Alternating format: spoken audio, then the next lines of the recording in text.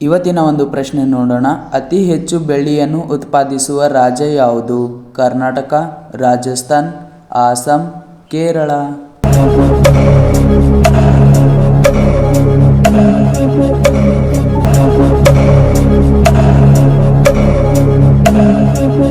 ಇಲ್ಲಿ ಸರಿಯಾದ ಉತ್ತರ ನೋಡೋದಾದ್ರೆ ರಾಜಸ್ಥಾನ್.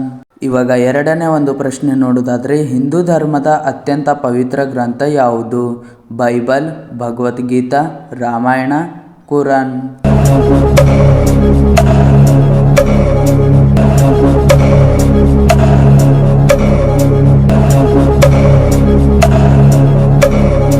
ಇಲ್ಲಿ ಸರಿಯಾದ ಉತ್ತರ ನೋಡೋದಾದ್ರೆ ಭಗವದ್ಗೀತೆ. ಇವಾಗ ಮೂರನೆಯ ಒಂದು ಪ್ರಶ್ನೆ ನೋಡೋಣ. ಯಾವುದನ್ನು ಚೆನ್ನಾಗಿ ಬೇಯಿಸಿದರೆ ಒಳ್ಳೆಯದು? ಮೊಟ್ಟೆ, ಓಟ್ಸ್, ಹಾಲು, ಚಿಕನ್.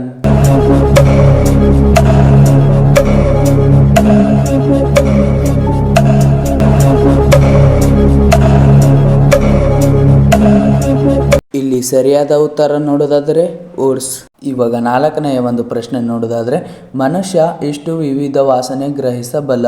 60,000, 20,000, 10,000, 50,000.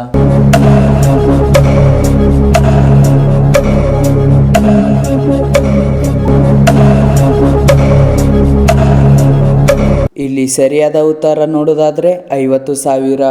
ಇವಾಗ ಐದನೆಯ ಒಂದು ಪ್ರಶ್ನೆ ನೋಡೋದಾದ್ರೆ ಯಾವ ಹಬ್ಬವನ್ನು ಚಳಿಗಾಲದಲ್ಲಿ ಆಚರಿಸುತ್ತಾರೆ? ಸಂಕ್ರಾಂತಿ, ದಸರಾ, ದೀಪಾವಳಿ, ಗಣೇಶ ಹಬ್ಬ.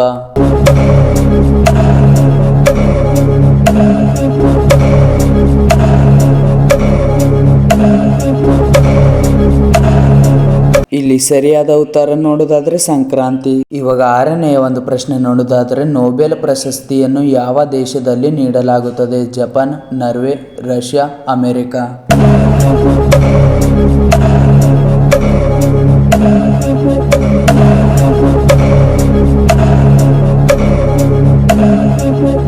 ಇಲ್ಲಿ ಸರಿಯಾದ ಉತ್ತರ ನೋಡೋದಾದ್ರೆ ನಾರ್ವೆ.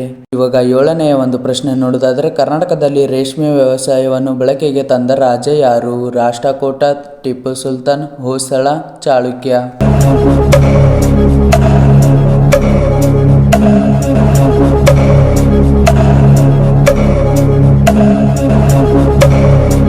ಇಲ್ಲಿ ಸರಿಯಾದ ಉತ್ತರ ನೋಡೋದಾದ್ರೆ ಟಿಪ್ಪು ಸುಲ್ತಾನ್. ಇವಾಗ ಎಂಟನೆಯ ಒಂದು ಪ್ರಶ್ನೆ ನೋಡೋದಾದ್ರೆ ಹಲಸಿನ ಹಣ್ಣು ಯಾವ ರೋಗಕ್ಕೆ ಒಳ್ಳೆಯದು?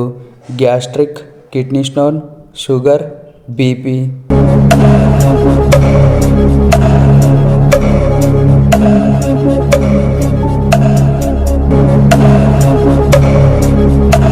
ಇಲ್ಲಿ ಸರಿಯಾದ ಉತ್ತರ ನೋಡೋದಾದ್ರೆ BP. ಇವಾಗ ಒಂಬತ್ತನೆಯ ಒಂದು ಪ್ರಶ್ನೆ ನೋಡೋದಾದ್ರೆ ಸೂರ್ಯ ಮೂಲಕ ಯಾವ ವಿಟಮಿನ್ ಸಿಗುತ್ತದೆ?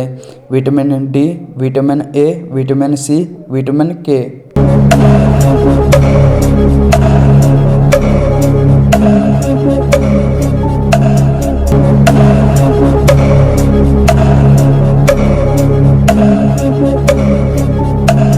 ಇಲ್ಲಿ ಸರಿಯಾದ ಉತ್ತರ ನೋಡೋದಾದ್ರೆ ವಿಟಮಿನ್ D.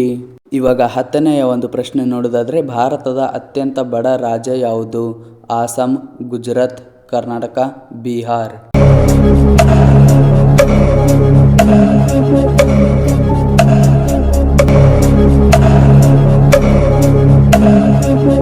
ಇಲ್ಲಿ ಸರಿಯಾದ ಉತ್ತರ ನೋಡೋದಾದ್ರೆ ಬಿಹಾರ್.